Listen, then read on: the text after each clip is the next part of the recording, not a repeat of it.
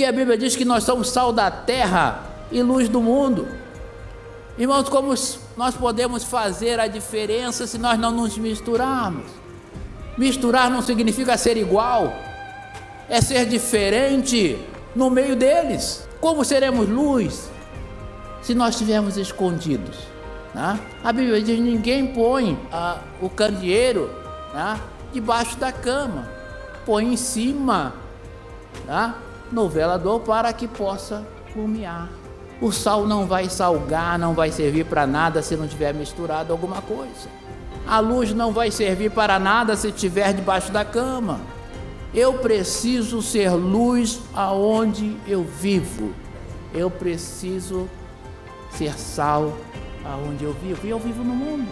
Jesus não pediu para que nos tirasse do mundo, mas o que Ele quer de nós, meu irmão, de mim e de você, é santidade.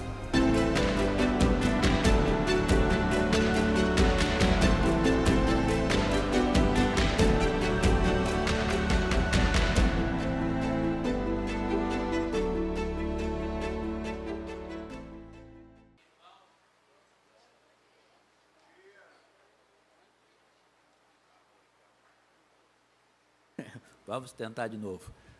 Bom dia, irmãos. É um prazer muito grande estar mais uma vez aqui com os irmãos para pensarmos juntos acerca daquilo que Deus fez, faz e fará em nossas vidas. E também daquilo que Ele exige de nós enquanto servos. Nós precisamos meditar todos os dias naquilo em que precisamos melhorar na presença de Deus. O pastor João estava falando aqui sobre idoso, e essa semana nós estávamos conversando ali no hall, e não sei como surgiu o assunto, mas eu disse para ele: olha, eu estou velho, mas não me sinto velho. E ele falou assim para mim: mas eu também não me sinto velho. Eu falei: opa, já tem um apoio para a minha tese, E eu falei para ele: mas eu também não sei como é que eu vou me qualificar. Eu falei para ele até o que eu passei junto na porta de uma concessionária e tinha lá um carro velho sendo vendido.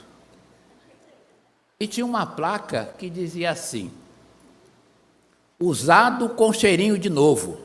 Eu falei: sou eu. eu me encontrei naquele anúncio, Irmãos, porque às vezes a gente não se sente velho, A gente acha que os outros é velho, mas a gente nunca é velho, Mas, irmãos, nós vamos compartilhar com os irmãos neste dia, nesta manhã, acerca de santidade. Aliás, é o tema que nós temos desenvolvido como igreja durante todo esse ano, Aqui nós temos sido desafiados pelo nosso pastor. Mas eu queria lembrar aos irmãos que esse desafio, irmãos, não é do pastor, esse desafio é da palavra. Ser santo é um desafio da palavra. E também é condição. Também é condição. Irmãos, vamos abrir lá a nossa Bíblia no livro de Hebreus, no capítulo 14. Vamos conferir na palavra e vamos ver se é isso mesmo. A Bíblia diz que nós devemos ser bereanos, Conferir na palavra aquilo que nós ouvimos. Hebreus 12. Eu falei 14? Oh, meus irmãos, me desculpe.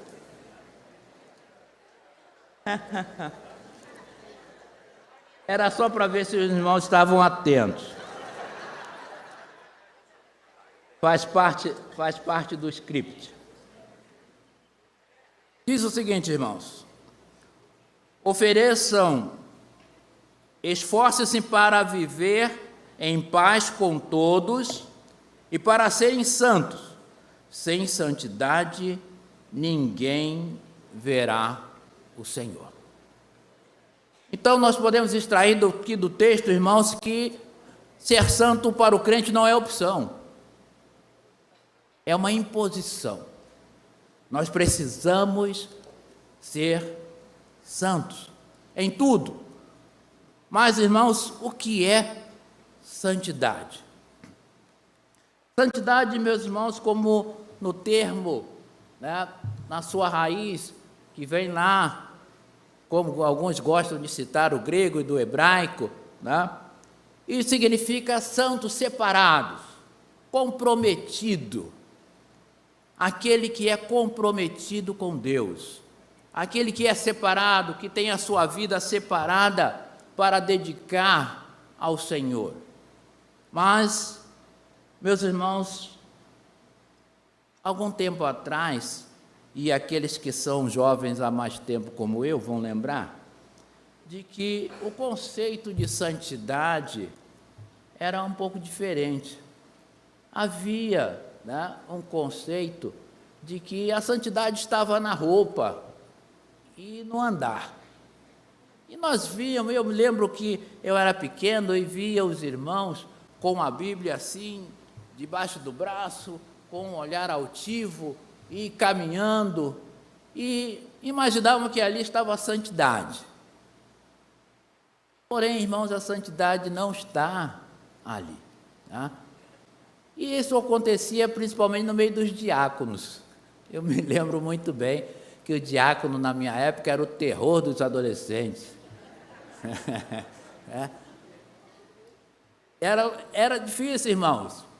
Até o meu filho, quando eu ficava aqui na igreja, depois do culto, nas reuniões, e ele gostava muito quando chegava alguém, ele olhar lá na porta para ver quem estava chegando, e olhava pelo olho mágico. E sempre quando ele me via chegando, ele dizia: "Ih, chegou o papai". Até que um dia eu fui consagrado a diácono, fiquei aqui até um pouco mais tarde. Quando eu cheguei em casa, que ele olhou no retrovisor, no olho mágico, ele disse: "E lá vem o diácono". Lá vem o diácono. Irmãos, o que é santidade, né? O que nós precisamos fazer para sermos santos, né? Irmãos, eu tive um amigo de faculdade que ele era um rapaz muito preocupado com a sua aparência. O nome dele era Levi. E Levi era crente em Cristo Jesus, filho de pastor. E um dia ele ousou chegar na igreja com uma gravata fininha, tá? Quem é mais antigo aí sabe, foi lançada uma gravata fininha, e Levi ousou chegar na igreja com aquela gravata. Chegou todo animado e aquilo lhe custou, né, uma exclusão sumária por causa daquela gravata. E Levi foi colocado no mundo.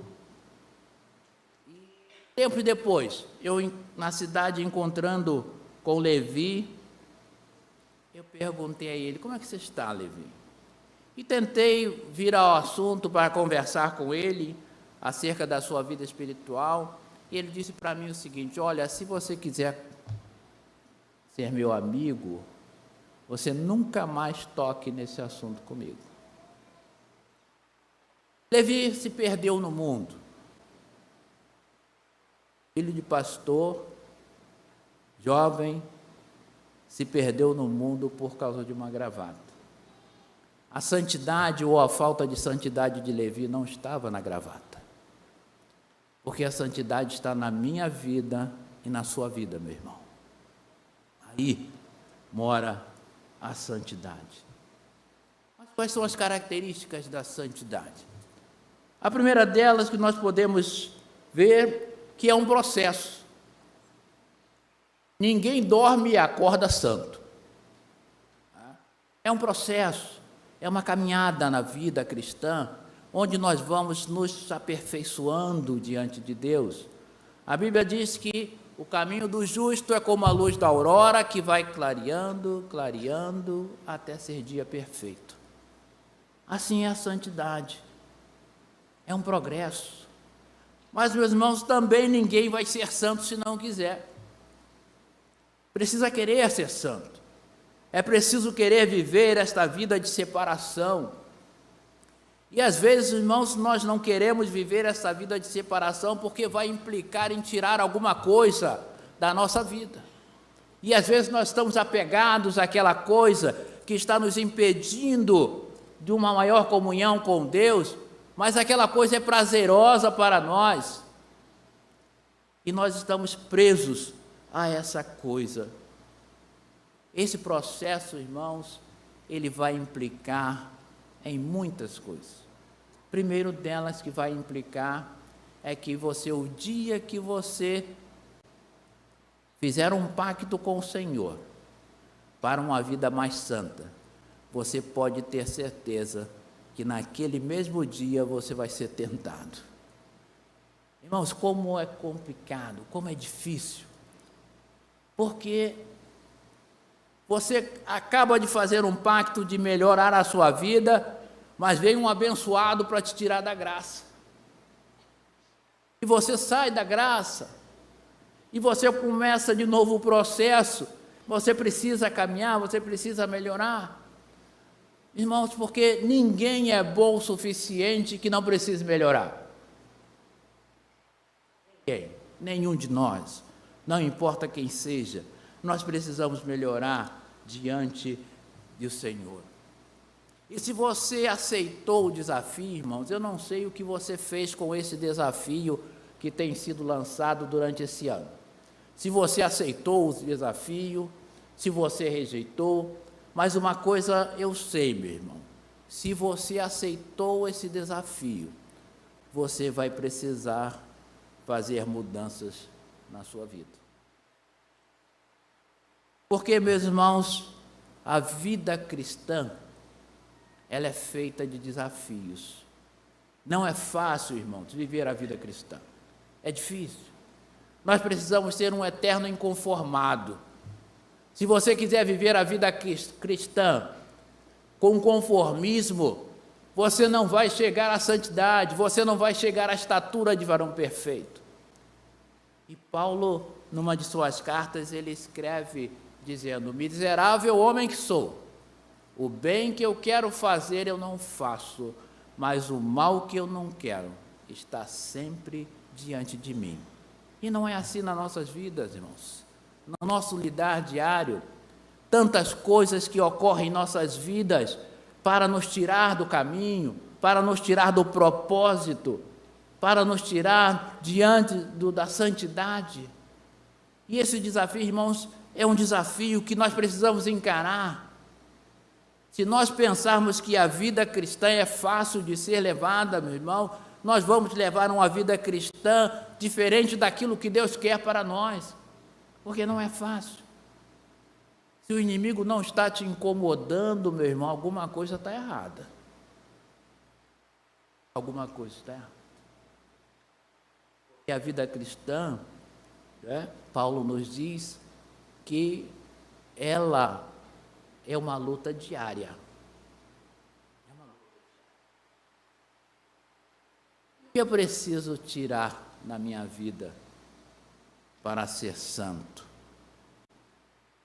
Nesse processo, irmãos, nós vamos caminhar, nós vamos cair, nós vamos levantar, mas nós precisamos prosseguir na nossa decisão de sermos santos diante de Deus.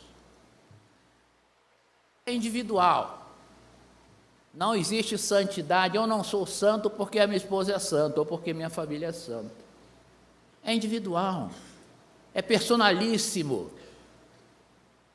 Não há como eu querer ser santo porque a minha esposa é santa, porque meus filhos são santos. Eu preciso me santificar. Eu preciso ter uma mudança de vida. Eu preciso tirar do caminho tudo aquilo que esteja impedindo a minha santidade. E a santidade implica em purificação. Se você aceitou esse desafio, meu irmão, eu vou dizer a você que você deve ter feito algumas perguntas a você mesmo. E a primeira delas é: quem sou eu fora da minha comunidade de fé? Quem sou eu? Talvez, irmãos, a resposta que você vai dar a si mesmo seja uma resposta não satisfatória, porque você sabe aonde você precisa melhorar. Deus sabe, mas você também sabe. O que está te impedindo de viver a vida cristã como deve ser vivida?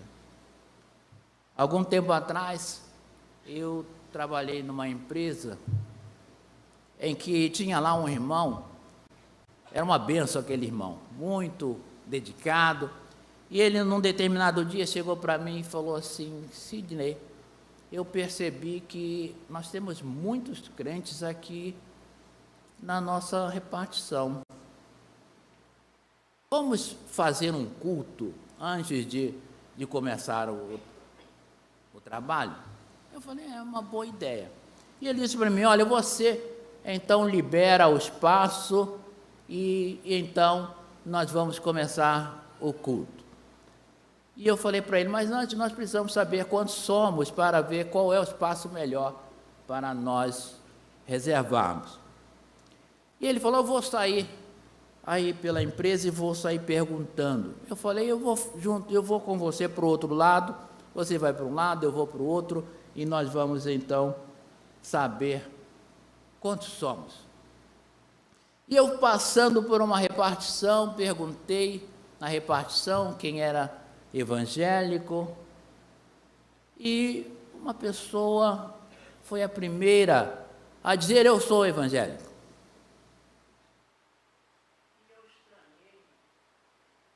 Ela fala porque a conduta daquela pessoa não era compatível com a conduta de crente.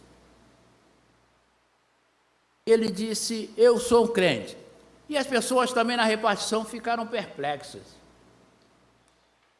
Mas eu não toquei no assunto, deixei para lá e continuamos o dia. Quando foi na hora do almoço, o comentário já havia se espalhado na empresa. E aquela pessoa havia se declarado crente. Irmãos, foi um dia terrível para aquele irmão e para mim. Porque eu tinha ido almoçar com ele, e quando nós passamos, alguém olhou para ele e riu, e disse para ele: você, crente, você bebe mais do que eu. E aquela situação, irmãos, me criou um constrangimento terrível, e aquelas pessoas começaram a rir, e começaram a zombar, e eu estava com ele, ele me olhava, e eu olhava para ele, e eu não sabia o que fazer, nem ele também. E nós estávamos diante daquela situação. E ele foi alvo de chacota durante todo o dia. O inimigo envergonhou ele de uma tal forma que aquilo virou assunto durante muitos dias na repartição. Ele, ao final do dia, quis se justificar. Ele me chamou e disse: olha, Sidney, eu bebo, mas a hora que eu quiser parar, eu paro. Isso não tem nada a ver. Irmãos, essa expressão tem sido a causa da derrota de muitos crentes. Não tem nada a ver. Essa relativação,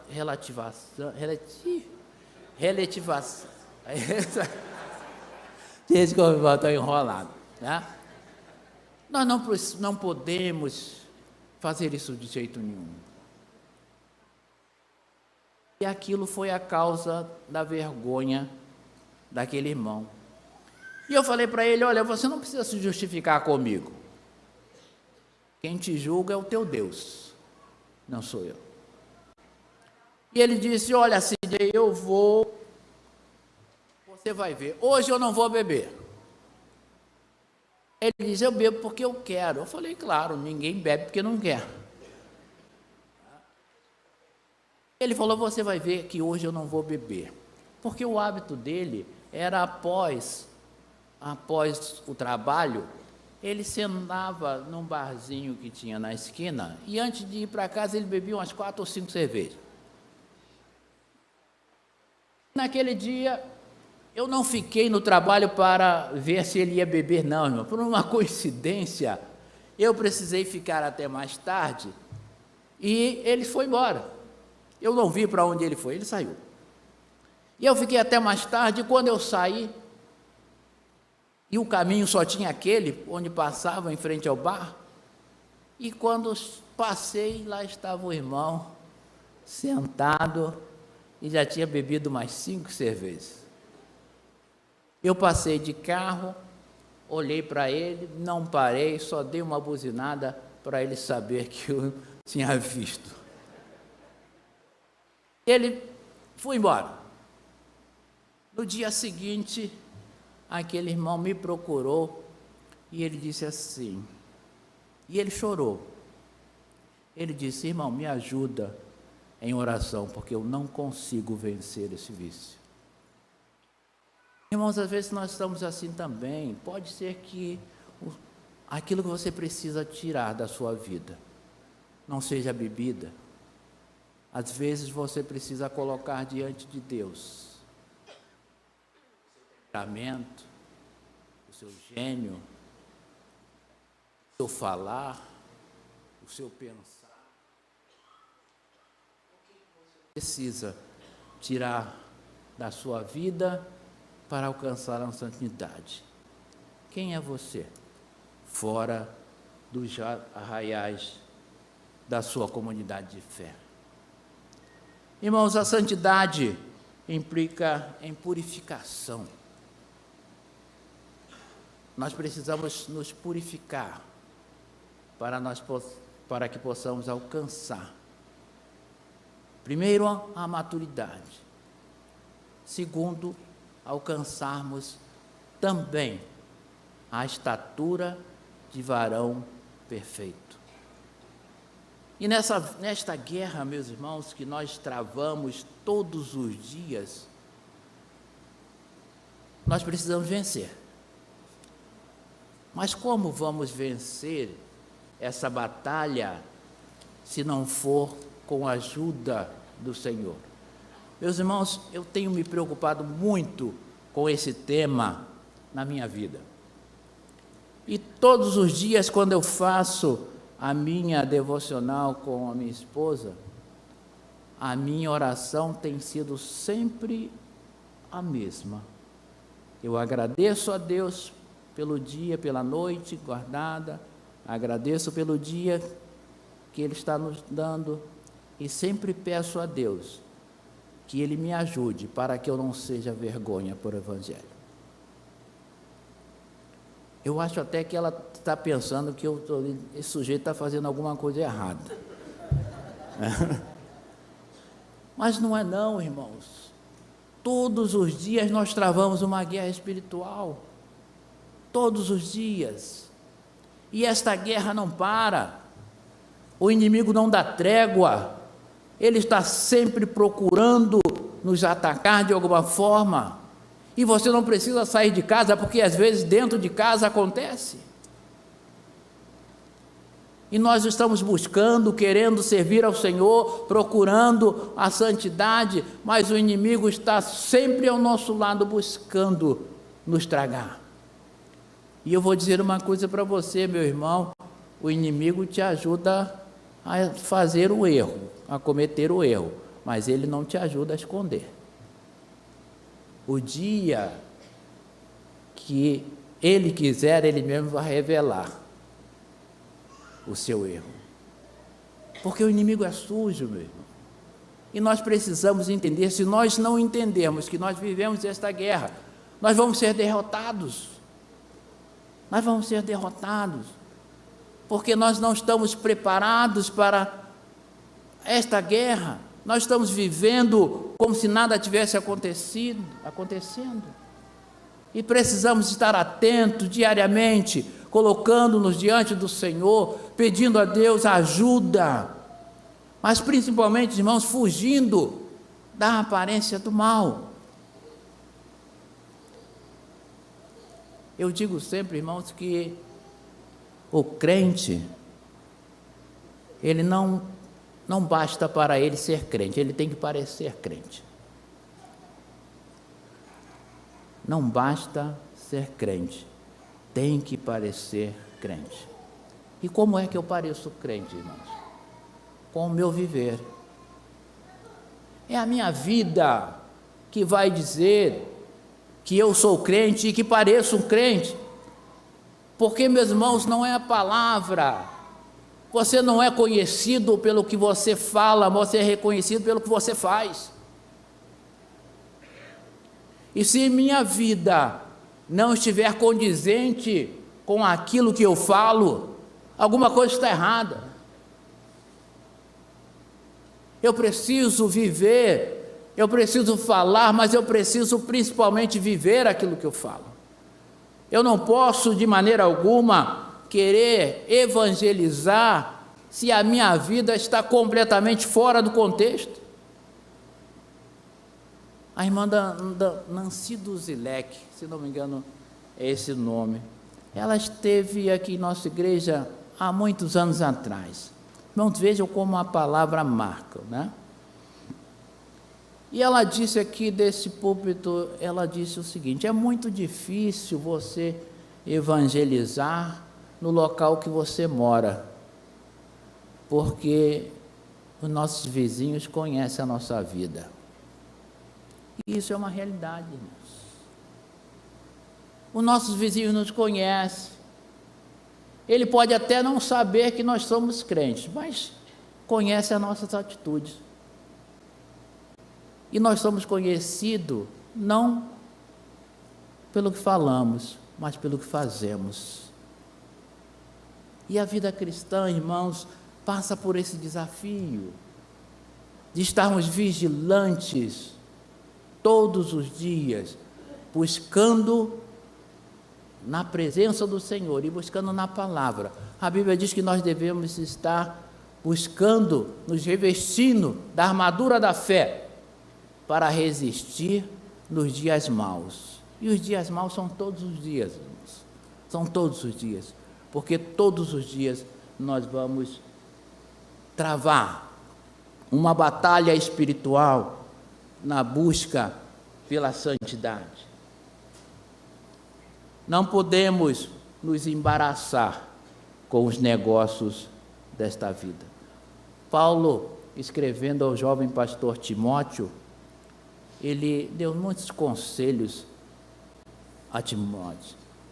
E um deles, ele diz o seguinte: o amor ao dinheiro é a raiz de todos os males, mas tu, ó homem de Deus, foge destas coisas. O que você está amando mais do que o Senhor, irmãos? Que está te impedindo de progredir na vida espiritual. Não é só o dinheiro, pode ser outras coisas que estejam te impedindo de caminhar na vida espiritual. Nós não temos como sair do mundo. Nós estamos no mundo, vivemos no mundo. Alguns, nesta caminhada, neste pensamento, eles acham que o fato de você se isolar já te ajuda a não pecar, né? Ou pelo menos não se misturar. Nós temos um vizinho, eles são 2 andares e eles moram, uma família embaixo, uma família em cima. E quando eles chegaram para lá, eu estava saindo no portão e eu já havia tido notícias de que eram todos crentes. E, por coincidência, quando eu saí no portão, eles estavam chegando com a mudança. E eu fui então em direção a eles para cumprimentá-los, dar as boas-vindas na vizinhança. Irmãos, pasme, eu estou esperando um aperto de mão até hoje. E eu achei estranho aquilo, porque eu me identifiquei como crente. E eu falei para eles, e ele não, e eu também deixei para lá, e passei a observar aqueles irmãos. Irmãos, eles não falam com ninguém, não dão bom dia, não dão boa tarde, boa noite, eles só falam entre si. E vão, no domingo, vão para a igreja com a Bíblia debaixo do braço. E eu conversando com alguém, ele me falando assim, olha, é porque eles não gostam de se misturar com o incrédulo. Eu achei aquilo interessante, irmãos. Eu falei, então tem que mudar a Bíblia. Porque a Bíblia diz que nós somos sal da terra e luz do mundo. Irmãos, como nós podemos fazer a diferença se nós não nos misturarmos? Misturar não significa ser igual, é ser diferente no meio deles. Como seremos luz se nós estivermos escondidos? Né? A Bíblia diz: ninguém põe o candeeiro, né, debaixo da cama, põe em cima, né, no velador, para que possa lumiar, clarear. Meus irmãos, nós precisamos nos misturar, não sermos iguais, misturar. O sal não vai salgar, não vai servir para nada se não tiver misturado alguma coisa. A luz não vai servir para nada se estiver debaixo da cama. E às vezes, irmãos, esses conceitos distorcidos fazem que nós venhamos a errar na nossa trajetória da busca da santidade. Eu preciso ser luz aonde eu vivo. Eu preciso ser sal aonde eu vivo. E eu vivo no mundo. A palavra diz que não peço que os tire do mundo. Jesus não pediu para que nos tirasse do mundo. Mas o que Ele quer de nós, meu irmão, de mim e de você, o que Ele quer é santidade. Nós precisamos ter cumplicidade com Jesus, viver a vida de Jesus. Tem um hino do cantor cristão que diz o seguinte: melhor que contar é viver a vida de Cristo Jesus, e todos hão de receber a vida que traz luz. Melhor que contar é viver. Melhor que falar é viver, irmãos. E nós precisamos viver. Nós precisamos fazer diferença no meio do nosso viver. E a segunda pergunta que você deve ter feito a você mesmo, né, é: o que as pessoas pensam de mim? Normalmente, quando alguém fala sobre isso, nós dizemos: mas eu não quero nem saber, porque eu não vivo às custas de ninguém. Né? É a resposta que a gente ouve normalmente. Mas, meus irmãos, no mundo, no campo espiritual, nós precisamos sim nos preocupar com o que as pessoas estão dizendo de nós. Quem somos nós? O que as pessoas dizem?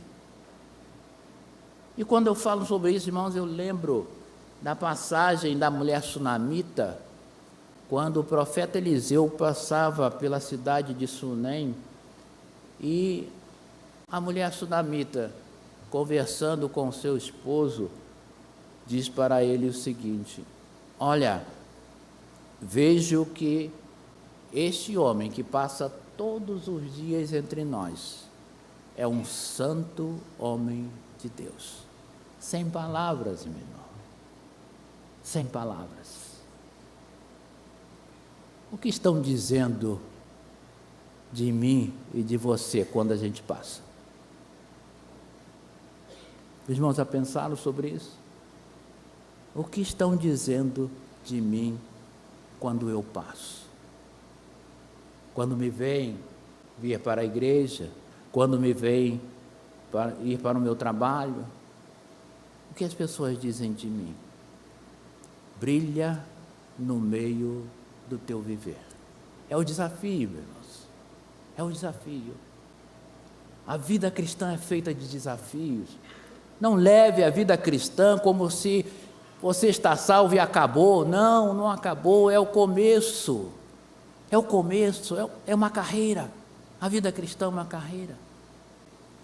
Paulo, quando, nos final dos seus tempos, ele disse: combati o bom combate, acabei a carreira e guardei a fé. A vida cristã é assim, é uma carreira que nós precisamos estar trilhando todos os dias da nossa vida, e com excelência, para que no dia que chegarmos à presença do nosso Deus, fomos pesados na balança e achado em falta. Eu me lembro de um filme que eu vi algum tempo atrás, de um cidadão que era um cavaleiro do reino, e ele era um exímio lutador. E ele então, quando lutava com os seus oponentes, ele não deixava vivo, ele matava. Mas antes dele dar o golpe final, ele dizia o seguinte: você foi pesado, você foi medido e achado em falta. E desfechava o golpe mortal no seu oponente. Meus irmãos, nós também estamos sendo pesados, estamos sendo medidos. Mas se estamos sendo achados em falta ou não, só você pode dizer. Como é que você está sendo achado diante de Deus? Você foi pesado, você foi medido. E você será pesado no dia do encontro com o nosso Deus. Eu serei pesado, todos nós. O que ouviremos do Senhor? Servo bom e fiel, entra no gozo do seu Senhor. Ou apartai-vos de mim para o fogo eterno. Brilha no meio do teu viver. É uma imposição, é uma imposição. Não há como ser diferente, não tem jeito. Essa é a imposição de Deus para nossas vidas. Se eu quiser viver a vida cristã, como eu acho que deva ser, a minha vida, não estará com um bom peso diante de Deus. Conta-se que na Índia, alguns caçadores de macacos, eles usam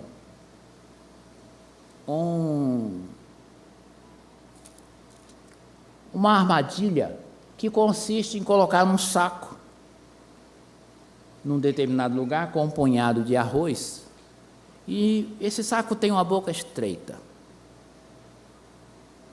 e colocam ali o arroz, e o macaco vem pelo cheiro, e ele, quando encontra, ele se esforça para colocar a mão dentro daquele saco, e quando ele sente que é o arroz, ele fecha a sua mão.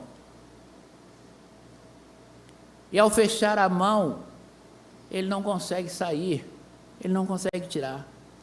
E todo o esforço que ele faz no sentido de sair, mais aperta a sua mão e ele fica preso. Sabe por quê, irmão? Porque ele acha que tem na sua mão algo de muito valioso, da qual ele não pode abrir mão. E a pergunta que eu gostaria de fazer a você, meu irmão: o que está te prendendo? O que está fazendo com que você não abra a sua mão e se volte para Deus. Uma coisa eu gostaria de dizer a você: nada que você tenha na sua mão é mais precioso do que viver a vida com Cristo Jesus. Nada. Abra sua mão. E era tão simples para aqueles macacos. Se ele abrissem a mão, largassem aquilo, ele sairia com facilidade. Mas estava preso. Estava preso. E às vezes nós estamos assim, irmãos, presos às coisas da vida, né? Paulo diz que ninguém que milita pode estar embaraçado com os negócios dessa vida. Mas às vezes nós nos embaraçamos, nós nos prendemos, valorizamos coisas que não têm tanto valor diante de Deus. E nós vivemos a vida como se não fôssemos dar conta ao Senhor daquilo que fazemos. A Bíblia diz que nós daremos conta ao Senhor de tudo que fizermos, seja bem ou seja mal. Nós vamos dar conta, irmãos. Nós não somos daqui. A nossa meta, o nosso alvo, não é alcançar bens materiais, não é ficar rico, não é adquirir propriedades, não, meu irmão, é alcançar a glória eterna, a vida com o nosso Senhor Jesus Cristo. Esse é o nosso alvo, é a nossa caminhada, é o nosso processo. E nós precisamos acordar para isso, irmãos, que nós precisamos viver a vida cristã na sua essência. Irmãos, como é difícil viver a vida cristã, mas como é preciosa a vida cristã. Como é bom, meus irmãos, quando nós passamos em algum lugar e alguém diz: esse que passa entre nós é um santo homem de Deus. Que maravilha, irmãos, já pensou? Nós ouvirmos isso dos nossos vizinhos, no nosso trabalho, na nossa faculdade. Quem é você fora da sua comunidade de fé? Sem santificação, ninguém verá a Deus. E o nosso tema, irmãos, que fala sobre a geração mais santificadas. Não existe uma receita para a santificação do idoso e a santificação do novo, não. A receita é única, é vida no altar. É essa a receita, vida no altar. Então, irmãos, se preocupe com falar, mas principalmente se preocupe com viver. Viva aquilo que você fala. Viva aquilo que você diz que é. Não basta para o crente ser crente, precisa parecer crente. O grande imperador César dizia para suas esposas: não basta para a mulher de César ser honesta, tem que parecer honesta. E para o crente, irmãos, não basta ser crente, tem que parecer crente. As pessoas têm que ver em mim as marcas do Evangelho de nosso Senhor Jesus Cristo. Precisa ver em você. É isso que vai nos levar a uma vida de santidade. É aquilo que nós fazemos, é como nós vivemos fora dos nossos arraiais. Porque é muito fácil, irmãos, sermos crentes, sermos santos dentro da igreja, é muito fácil. Mas o que vai provar a nossa fidelidade ao Senhor, a nossa santidade, é a vida que nós levamos lá fora. E para nós, né, idosos ou seminovos, né, a Bíblia também nos dá uma palavra de conforto, irmãos. Está lá no Salmo 92, no versículos 12 a 15. Salmo 92, versículos de 2 a 15. Eu acabei me perdendo. Salmo 92.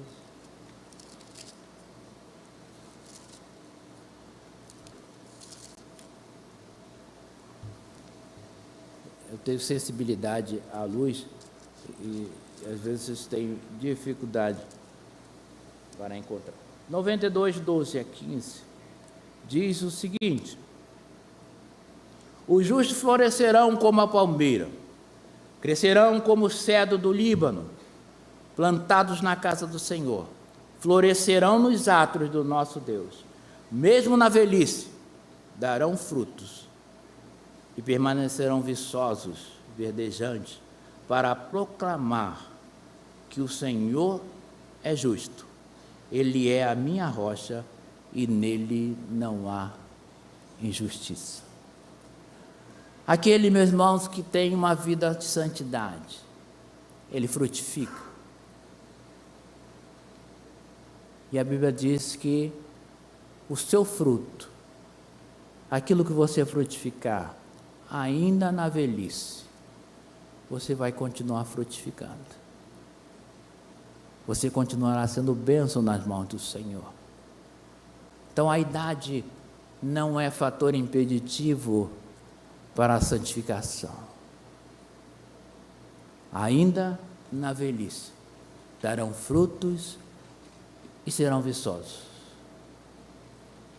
Você tem dado fruto, irmãos? A sua vida tem dito quem você é? Como é bom, irmãos, quando nós ouvimos coisa boa acerca das pessoas. Como isso é bom. Uma ocasião, alguns irmãos da igreja, foi assim que o irmão Altair chegou aqui na igreja. Eu nunca falei para ele isso não, que eu vou contar para os irmãos, para ele não ficar besta. Mas algumas pessoas foram visitar Altair. E quando chegaram lá no prédio, ele morava ali na Penha, e quando chegaram no prédio, esqueceram de ver qual era o apartamento que ele morava e resolveram perguntar. E alguém perguntou: você conhece aqui, por favor, o Altair? E a resposta da pessoa foi: aquele santo homem. Aquele santo homem. Foi a resposta que foi dada. Por que será que foi dada essa resposta? É vida. Não é falar, é viver. Melhor que contar é viver. Que o Senhor nos abençoe, irmãos, e nos conceda a graça de sermos achados medidos, pesados e não achados em falta. Que Deus nos abençoe.